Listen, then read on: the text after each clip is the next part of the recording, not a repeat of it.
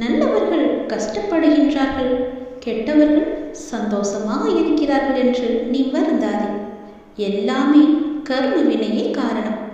வினைதான் காரணம் என்றால் நீ எதற்கு கடவுளை என்று கேள்வி கேட்கிறாய் அல்லவா? உன் வினையை எளிதில் கடக்கவும் அதிலிருந்து உன்னை காப்பாற்றுவதும் யார் என்று நினைத்து கொண்டிருக்கின்றாய்? நான் தானே. நல்லவர்கள் சோதிக்கப்படுவார்கள், ஆனால் இறுதியில் வெற்றி பெறப் போவது அவர்கள்தான் என்பதை நீ நினைத்துக்கொள். இது உண்மையான வாக்கு. கெட்டவர்கள் நிச்சயம் அதற்குரிய கர்மாவை அனுபவிக்க வேண்டும் என்பதுதான் விதி. கெட்டவர்கள் இப்பொழுது உன் கண்ணுக்கு எதிரே நன்றாக சந்தோஷமாக இருப்பது போல தோன்றும். அது எல்லாமே மாயையின் விளையாட்டு. நிச்சயம் நீதி ஜெயிக்கும். கெட்டவர்களும் உனக்கு கெடுபடம் நினைத்தவர்களும் நிச்சயம் விழுந்து போவார்கள். கர்மாவை அனுபவிக்க வேண்டும் என்பது அவர்களுடைய விதி. நிச்சயம் உன்னுடைய கர்மாவை அவர்கள் எடுத்துக்கொண்டு விட்டார்கள். அந்த கர்மாவை அவர்கள் அனுபவித்துதானே ஆக வேண்டும். உனக்கான நல்ல மாற்றம் நிச்சயம் வரும். பொறுமையாக இரு. உனக்கு எது தேவையோ அதை நானே தருகின்றேன். உன்னுடைய வாழ்க்கை துணை உன்னை விட்டு விலகி போவதை நினைத்து தினம் தினம் நீ கண்ணீர் வடிக்கின்றாய். அதை பார்த்து கொண்டுதான் இருக்கின்றேன்.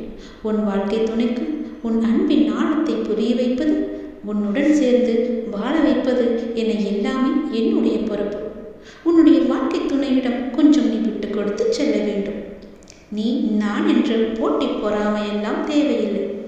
உனக்கு அவர், அவருக்கு நீதான் என்று எழுதி வைக்கப்பட்டு விட்டது. யார் நினைத்தாலும் உன்னை விட்டு அவர் போகவும் முடியாது, நீயும் செல்ல முடியாது. இது இறைவன் போட்ட முடிச்சு.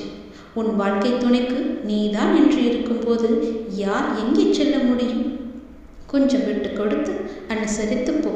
உன் வாழ்க்கை துணைக்கு தேவையான எல்லாவற்றையுமே, உன் வாழ்க்கைக்கு தேவையான எல்லாவற்றையுமே நான் கொடுத்து உன்னுடன் நான் வாழ வைக்கின்றேன். நீ இதுவரை சில தினங்களை தடைகளாக நினைத்து வந்தாய் அல்லவா? ஆனால் இன்று முதல் அது போன்ற தினங்களிலும் உள்ள தடைகள் நீங்கப் போகின்றன. வரும் காலங்களில் அவைகள் தடை நீங்கி உனக்கு வெற்றி தருவதை நீ காணப்போகின்றாய். உன்னுடைய எண்ணத்தில் எதிர்மறையாகவே பதிந்துவிட்ட அந்த காலகட்டங்கள் இதற்கு பிறகு நிச்சயம் மாறிவிடும். உனக்குள்ளே இது போன்ற பயம் இருந்தால் அதை அறவே நீ எடுத்துவிடும். உனக்குள்ளது போன்ற சூழலிலும் நேர்மறை நிச்சயம் துளிர்விடும். அது உன்னை வழிநடத்தி உனக்கு தேவையான எல்லாவற்றையுமே தரும். உனக்குள்ளே இருக்கும் பயத்தை நீ எடுத்துவிட்டால் போதும். உன் வாழ்க்கை நன்றாக இருக்கும். உன்னை கஷ்டப்படுத்தியவர்களே நன்றாக இருக்கிறார்கள், நான் மட்டும் துன்பத்தை அனுபவித்துக் கொண்டேன் என்று நினைக்காதே.